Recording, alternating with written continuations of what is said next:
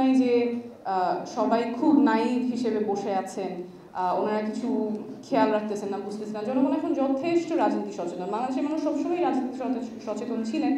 গত বছর গণঅভ্যুত্থানের পরে তারা আরও অনেক রাজনীতি সচেতন হয়েছেন। আপনারা চায়ের দোকানে যখন যাবেন, গ্রামের একদম উঠানে যখন যাবেন, গৃহিণী যারা বাসা থেকে বের হয় না, ওনারাও ইউটিউবে রাজনৈতিক বক্তব্যগুলো দেখেন। আপনারা যে জনগণকে ছোট করেন, জনগণ আপনাদেরকে কাঠগড়ায় দাঁড়া করাবে না, এটা মনে করার কোনো কারণ নেই। একদম শেষ কথা বলে ফেলি, আমাদের কৃষকরা সবসময় উপেক্ষিত ছিল।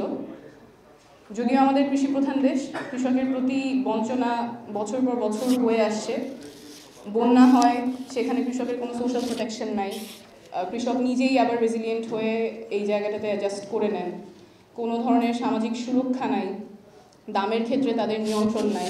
আমাদের রাষ্ট্রটা যেভাবে চলে আসছে, ক্ষমতার বলয়ের কাছাকাছি যারা আছেন শুধুমাত্র তার জন্যই রাষ্ট্রটা কাজ করে। যারা ক্ষমতার বলয়ের থেকে দূরে, কৃষক, শ্রমিক, সাধারণ জনগণ, তার জন্য রাষ্ট্র কাজ করে নাই। সেই জায়গায় আমরা আর যাব না। আমাদের নতুন বন্দোবস্ত, নতুন রাজনীতি, জনসাধারণের রাজনীতি, কৃষকের জন্য রাজনীতি, শ্রমিকের জন্য রাজনীতি।